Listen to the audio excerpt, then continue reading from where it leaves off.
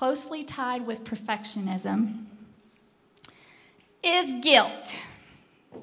So let's talk a little bit about guilt. How many of you in here, and this was one of the things, this is the Guilt Free Getaway. So how many of you struggle with this thing called guilt? Okay, what causes you guilt? Your mother. Your mother. We're going to talk about that. Okay, what else? What? Kids trying to be perfect. Dirty dishes.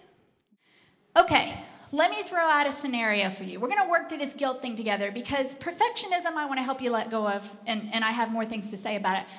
But I really think I can help you with this guilt thing. Okay, so here's my scenario. You know, I travel.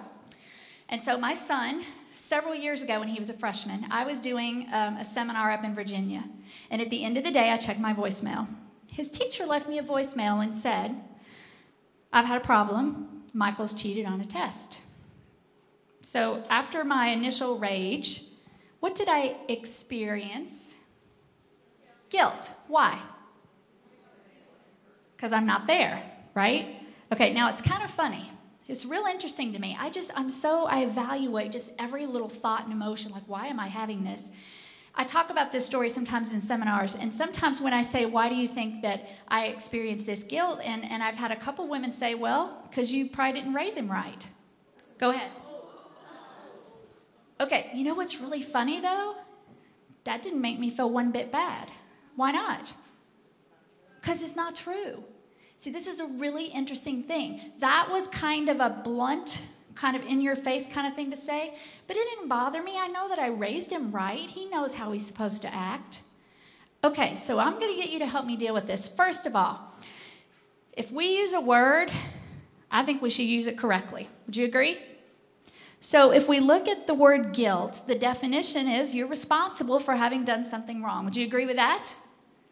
Visualize yourself, and we are visual processors of information. So visualize yourself sitting in a courtroom, and when they determine your guilt, it's whether you did something wrong or not. But here's what tends to happen.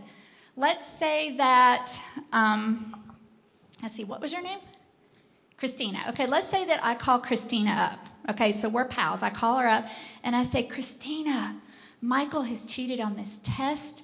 And I'm out here in Virginia, and now I really kind of, how do we use the word guilt? We say, I feel guilty, right? Now, let me tell you something. I did a Bible sort of analysis of this guilt thing.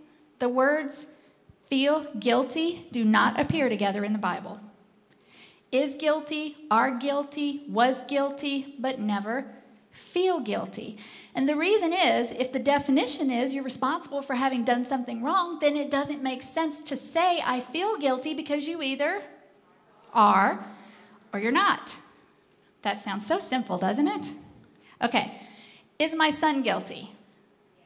That's pretty simple, right? He cheated on a test. But what about me? Y'all are so sweet. Some of you don't know what to say.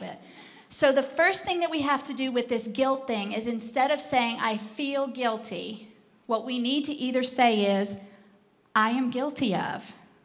I'm guilty of this. Or if you're not, what do they do to you in a court of law if you're not guilty? They set you free.